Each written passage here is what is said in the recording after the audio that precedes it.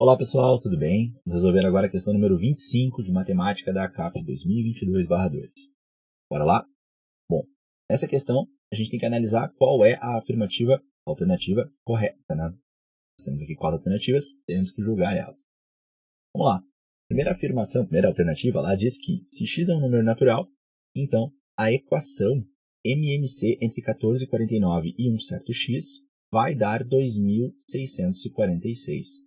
Está dizendo que essa equação possui 4 soluções. O primeiro ponto aqui é interpretar que o que está sendo dito, então, é que existiriam 4 possibilidades diferentes para esse terceiro número, de tal modo que o MMC entre 14 e 49 e esse terceiro número continue dando 2646. Estamos dizendo que existem 4 soluções, nem mais nem menos.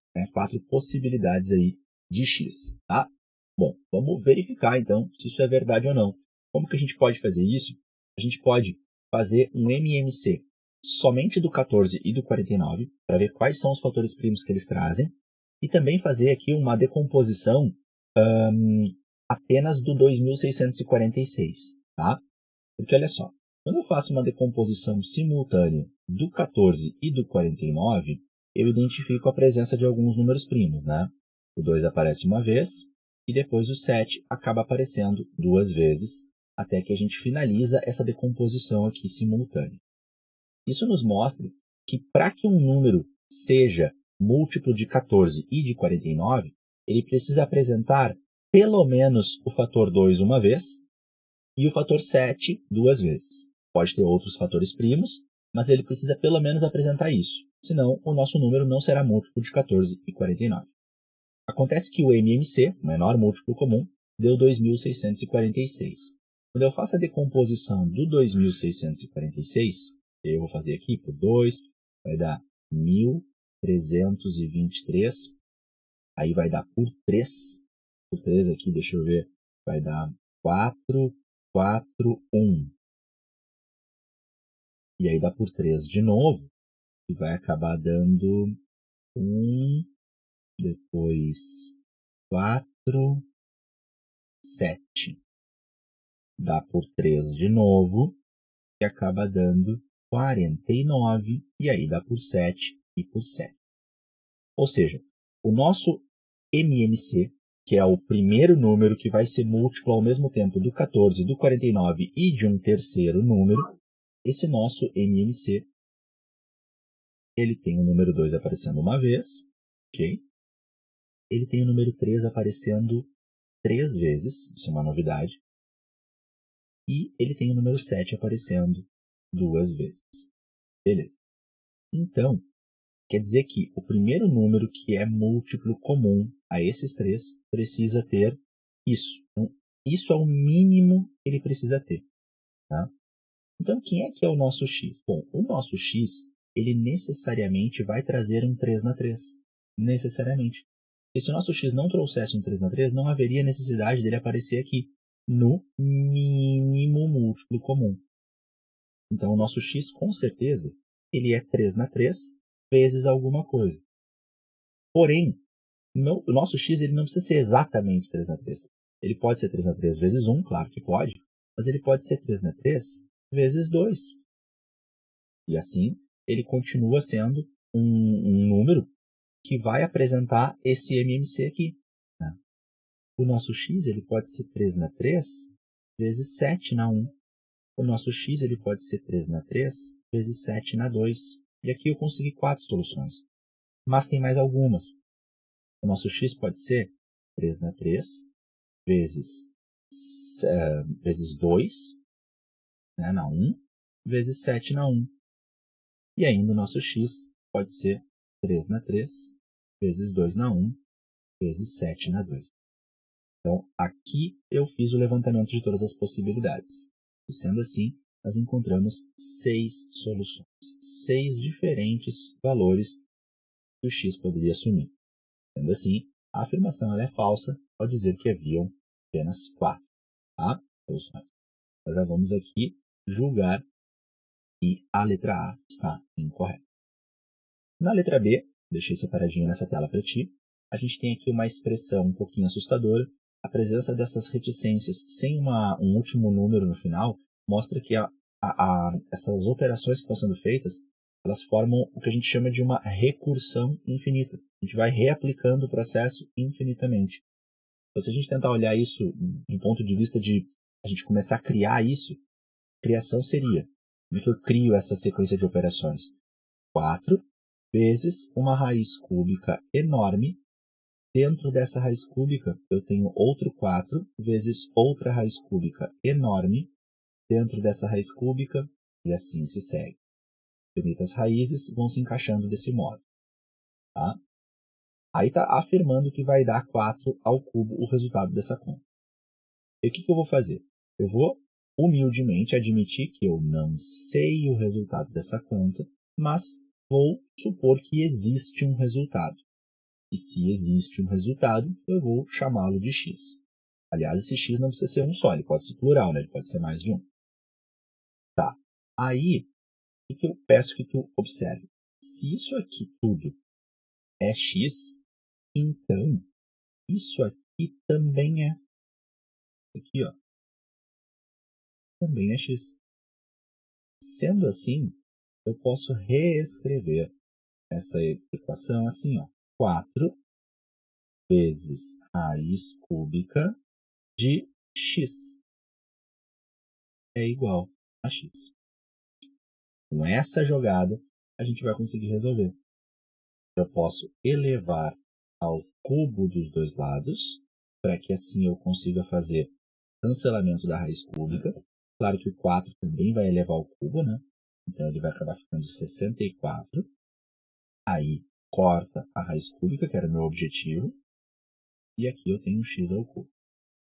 Bom, se eu trouxer esse 64 para o lado direito, subtraindo, eu escrevo que x ao cubo menos 64x está dando zero, o que é uma equação de terceiro grau. No entanto, essa equação não é tão difícil de resolver, porque eu consigo colocar um x em evidência, e o que sobrevive para a gente é x ao quadrado menos 64, igual a zero. Como eu tenho aqui uma multiplicação que está dando zero, eu posso trabalhar separadamente nos fatores. Então, ou esse fator aqui é zero, ou esse fator aqui é zero. Tá? Então, uma solução seria o x é zero. Outra solução, na verdade, outras duas soluções vão talvez nascer daqui. Tá? E aqui, nesse caminho, eu posso passar o 64 para o outro lado e passar o quadrado como mais ou menos raiz quadrada, chegando em mais duas soluções. Então, eu cheguei aqui em 3 soluções reais para essa equação de grau 3, isso é bastante coerente, né? No entanto, vamos lembrar que a gente está falando aqui de uma operação envolvendo raízes, né? Então, não tem como isso acontecer, por quê? Porque aqui eu estou trabalhando com raízes de 4 e, bom, isso não tem como ser zero, né? Então, é absurdo dizer que essa conta vai dar zero, tá? E também, o resultado de uma raiz, né, ele não tem como eu pegar uma raiz de um número positivo e o resultado ficar negativo dentro dos números reais. Com certeza, essa enorme raiz, ela tem que ser positiva, com certeza, tá? Então, eu tenho o número 4 vezes um número positivo, bom, tem que ser um resultado positivo. Então, a resposta menos eu vou descartar. E assim a gente fica com a única resposta plausível, que é 8. Então, essa expressão, se ela realmente é possível, se ela vai dar um resultado, o resultado dela tem que ser 8 e não 4 ao cubo, que é 64. Tá? Então, essa é aqui a nossa resposta. Bem? E aí, bom, essa afirmação também está errada. Letra C está dizendo que esse polinômio aqui possui 4 raízes inteiras. Vamos procurar isso. Vamos seguir agora aqui para a alternativa C. Na alternativa C, a gente tem aqui um polinômio de grau 4 e está afirmando que ele vai ter 4 raízes inteiras. A gente tem que ver se isso é verdade. Como ele tem grau 4, se eu quiser conhecer as raízes, eu vou ter que chutar duas. E depois eu acho as outras duas. Né? E para chutar raízes, sempre a grande jogada é testar o 1 e o menos 1, né? Senão começa a ficar mais difícil da gente encontrar. Quando quando a soma dos coeficientes acaba dando zero, o número 1 é raiz. Isso é bem prático de fazer. somar 2 com menos 7, com 6, com 1, com menos 2, vai ver que vai dar 0. Então quer dizer que o número 1 ele é raiz. Se eu sei que o número 1 é raiz, eu vou aplicar aqui o dispositivo prático de Brillouin-Ruffini, ou o algoritmo de Brillouin-Ruffini, alguns chamam também de chiqueirinho, e eu vou diminuir o grau do polinômio. Né? Eu vou fazer uma divisão aqui mais simplificada. Então aqui eu vou colocar os coeficientes. Não esquece desse 1 aqui. E aqui eu coloco o termo independente. A raiz eu posiciono aqui. E agora eu baixo esse primeiro coeficiente aqui. E depois eu sempre faço a raiz vezes esse número que eu pego aqui embaixo. Aí eu somo com o próximo. E o resultado eu anoto aqui embaixo. E vou repetindo esse processo. Né? Então 1 vezes 2, 2. 2 com menos 7 acaba dando menos 5. 1 vezes menos 5. Menos 5. Soma com 6. Acaba dando 1. 1 vezes 1, 1, com mais 1, 2. E 1 vezes 2, 2, com menos 2, 0. Como tinha que dar, né? Esse 0 aqui é uma confirmação de que a gente está fazendo a coisa certa. Se não desse 0 aqui, bom, não era uma raiz, número 1. Depois a gente pega esses coeficientes aqui e observa que esses coeficientes agora, não como coeficientes de x4, x3, x2, x1, baixo grau, né? Então esses aqui são os coeficientes de x3, x2, x e termo independente. Tem um outro polinômio de grau menor, e esse polinômio tem grau 3, ele carrega as demais 3 raízes do polinômio original. Continua sendo um grau 3, difícil, né? Então a gente pode de novo tentar ver se a soma dos coeficientes dá 0. E mais uma vez, a soma dos coeficientes aqui está dando 0, né? Deixa eu ver se eu não cometi nenhum equívoco aqui. Não, deixa eu ver. A gente, é isso. 2 com 1 com 2 dá 5, com menos 5 dá 0. Fechou. Então eu posso reaplicar o Brillouin-Ruffini para baixar mais uma vez o grau. É isso que eu vou fazer. De novo aqui o chiqueirinho. Alguns aproveitam o mesmo, né? Eu acabei não aproveitando. Então agora eu tenho o 2, o menos 5, o 1 e o 2 aqui como termo independente e o número 1 de novo como raiz, né? É o que a gente chama de raiz dupla, né? Quer dizer que o número 1 ele é uma raiz dupla do polinômio P de x. Tá tudo bem. A gente desce aqui esse 2. 1 vezes 2, 2. Com menos 5 acaba dando menos 3. 1 vezes menos 3, menos 3. Com mais 1, menos 2. E 1 vezes menos 2, menos 2 com mais 2. Acaba dando 0. Verificando, né? E aqui nós temos agora um polinômio de grau 2, né? Então isso aqui é x na 2, isso aqui é x, isso aqui é termo independente. Bom, esse novo polinômio que nasceu aqui, se eu igualar ele a 0 buscando as raízes dele, eu vou encontrar, aí pela fórmula de Bhaskara, na pior hipótese, as duas raízes que estão faltando aí das 4 do polinômio. E aí, quando a gente faz isso, né, a gente trabalha com este último caso aqui, 2x ao quadrado menos 3x menos 2 igual a 0, começa a fazer Bhaskara, tu vai ver que não vai dar, não vão vir duas raízes inteiras. Né? Porque daí tu vai ter menos b, né? menos 3, mais ou menos, raiz de b ao quadrado, menos 4 vezes a vezes c. E aí a gente vai acabar tendo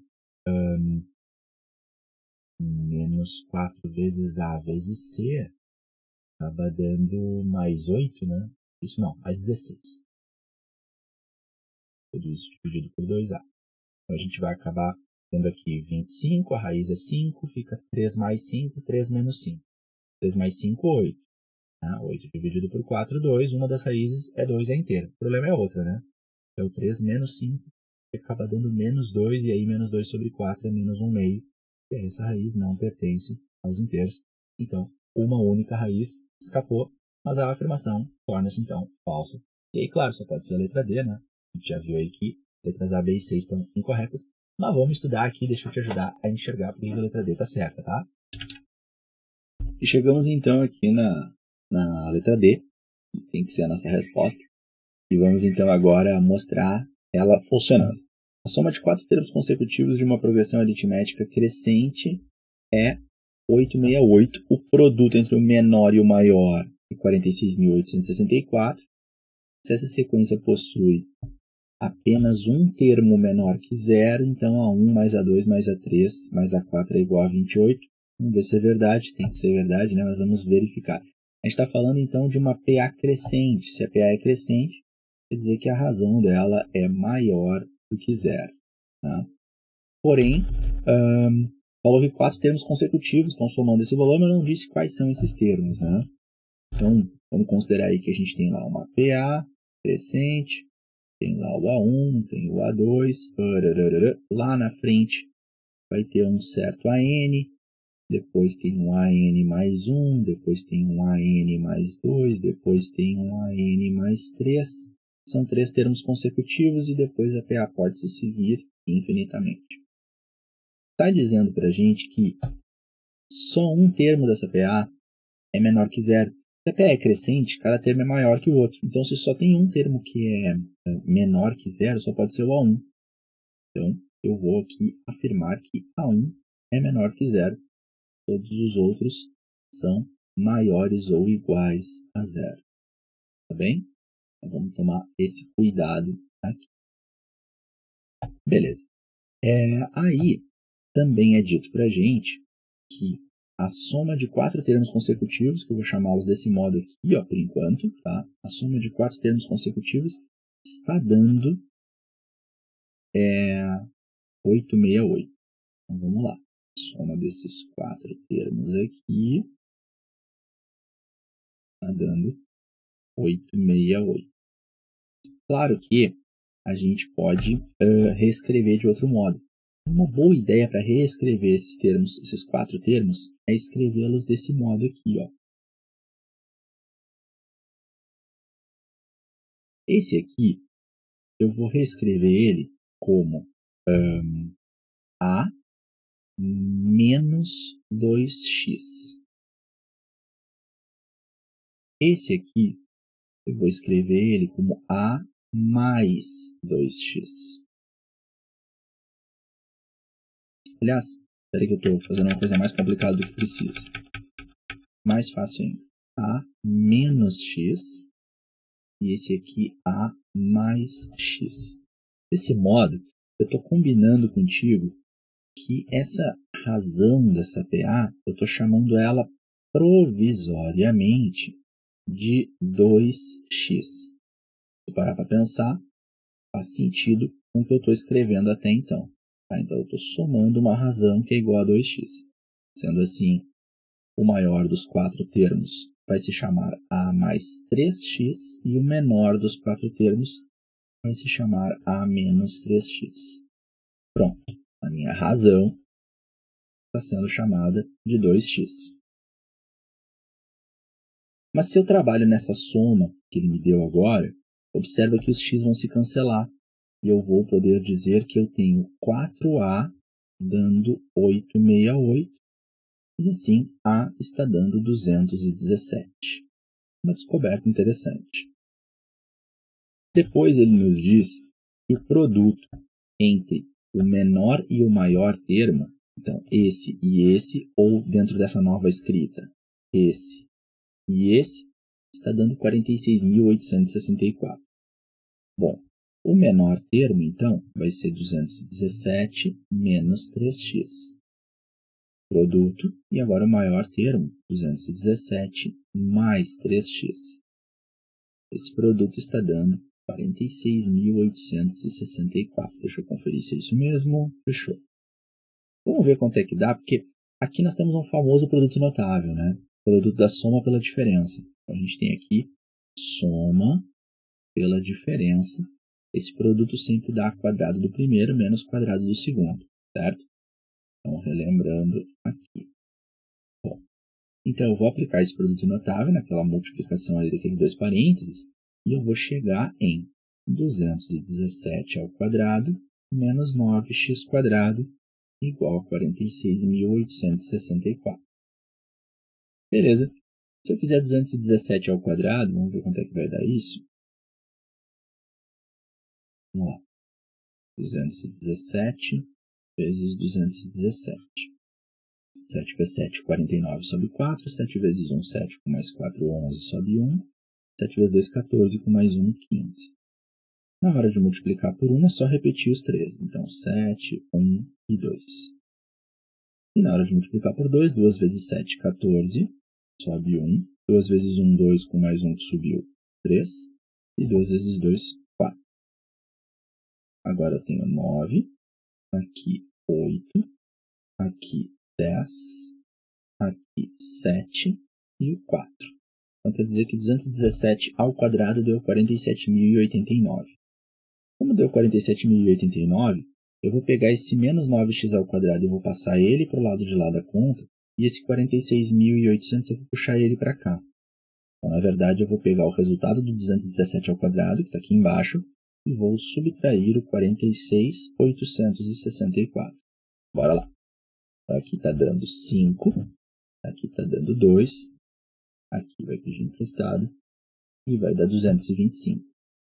Ou seja, eu estou concluindo aqui que 9x², que passou para o outro lado e ficou positivo, é o resultado dessa subtração que eu acabei de fazer, que deu 225. Se eu tirar uma raiz quadrada dos dois lados, então eu estou chegando em 3x igual a 15. Sendo assim, o meu x ele tem que valer 5, e a minha razão, que é 2x, tem que valer 10.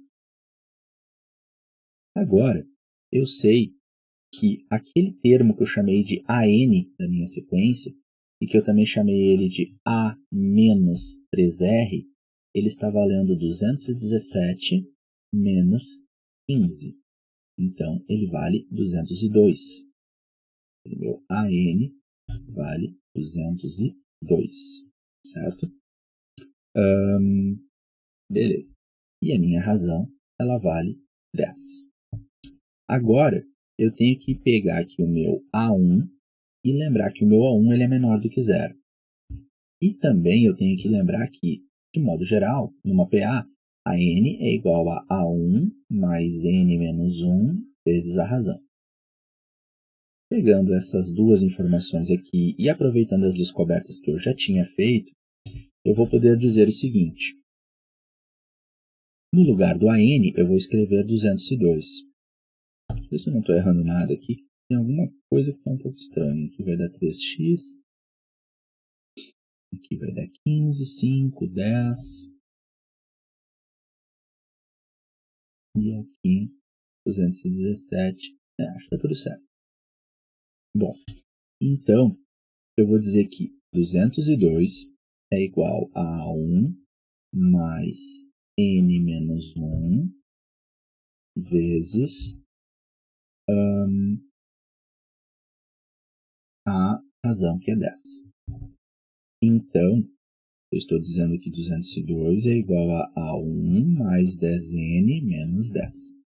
Se eu passar o 10 para lá, é 212. Se eu passar o 10n para a esquerda, eu consigo escrever isso, ou em outras palavras, eu consigo dizer que o meu A1 ele é 212 menos 10n. Porém, vamos lembrar que o nosso A1 ele tem que ser negativo.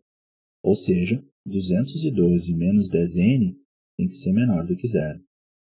Ou seja, 212 tem que ser menor do que 10n. Eu divido dos dois lados por 10, eu isolo o meu n. Assim, eu digo que o meu n tem que ser maior, a boquinha está aberta para ele, maior do que 21,2. Se ele tem que ser maior do que 21,2, o meu n, no mínimo, ele é 22, já que o meu n tem que ser um número inteiro, né? Já que o meu n tem que ser um número natural, não nulo, né? Ele é um número de termos da minha PA. Ele tem que ser no mínimo 22. Né? Então, se essa sequência possui apenas um termo menor que 0, então, bom, ela tem que ter 20... o meu 202 ele vai ser o 22º termo. Tá? Assim, o meu A1 vai ficar negativo. Né? Então, o 202 ele é o meu A22. Né? E agora que eu descobri que ele é o meu A22, eu consigo, então, calcular o valor desse A1.